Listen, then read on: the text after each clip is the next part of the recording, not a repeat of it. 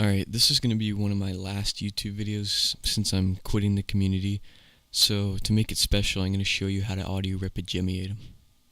Now your first step is choosing the correct auxiliary jack that you're going to be using. Now you'll notice how some of them have 4 channels, 3 channels, and 2 channels. There is no 1 channel auxiliary. Now what I use right now is a 3 channel, and this is your basic stereo.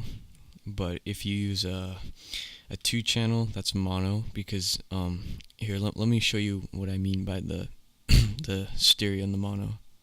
Now this is your basic stereo cable. There's the wire that's just fully exposed, that's the ground. The red wire is the hot, and the gray wire is the neutral.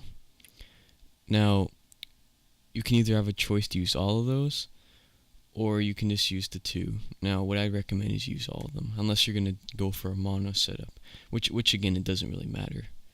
And I don't have a picture for this one, but the mono cable is basically the exposed wire and the hot. Now let's move on to the actual setup. First of all, you're going to have to cut one of the ends off on the auxiliary jack, and then strip down on the outside insulation of the wires until you're left with something that looks a little bit like that. Now, we're going to need to get a speaker now. So, what have always used, is a speaker, the ones you'd find in like the snowflake spinners or the billy basses. That's what you should use, and you're going to solder those up to the... So, let me show you how you're supposed to hook it up at least. So in this crudely drawn picture, we can see we have the ground, the neutral, and the hot, and the auxiliary cable, and our speaker.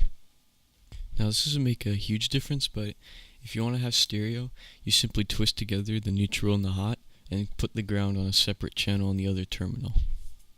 Now this photo actually is wrong, if you're wondering. It should be the neutral with the hot, and the ground by itself. Now, before we get on to soldering the actual auxiliary jack to the speaker, we're going to quickly solder on 2 little wires to the speaker. Now at the end of these wires is going to be the alligator clips, so then you can hook it up to the speaker, the item that you're going to be audio ripping. And now we can simply solder on the hot and the neutral that you've twisted together to one terminal, and the ground to the other terminal. Now again, if you're using the mono setup, the hot goes onto one terminal, the ground goes onto the other terminal. And then afterwards you should get something that looks a bit like this. So in the photo you can see we have the alligator clips on the ends of the white wires.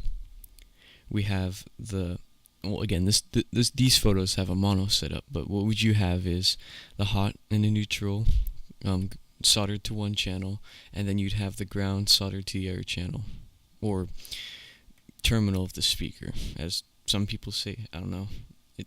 If you get the point, then it will work. Now just to clear up any confusion, the white wires are also soldered on with the hot and neutral and the ground. And now the next thing is what software you're going to be using for recording. Now I'm pretty sure a lot of people know this already, but you're going to be using Audacity. Now this is a free open-based software, so you're not going to be paying anything for it. Thank goodness.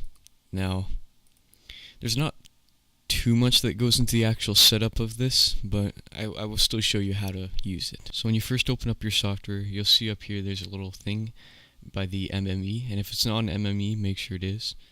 And when you're setting the device that you're going to be using for the recording, you're going to want to make sure it's on microphone high definition.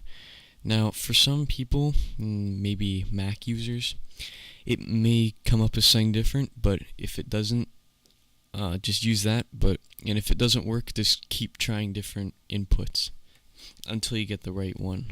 Also, make sure before you open Audacity that you have everything plugged in, so you have your little rig hooked up. And if you want to know how to hook it up to the actual item, it's very simple. You just hook on the 2 alligator clips, and I have a little photo right here of a snow miser, and this is being done on it. And now it should be as simple as just hitting record on the actual software, and then playing your item. And then what should happen is that you should be able to record your item. But I've had times where a lot of people can't get it to work right. Now this is exactly what I do use. So if it doesn't work, I'm not really sure how I could help you with that, but I hope it works. Because you see, there really is no configuration in the settings of Audacity to actually make it work. If you know what I mean, like, it, I don't know if it's a hardware-based thing with your computer or not, but for me, this is the way it works.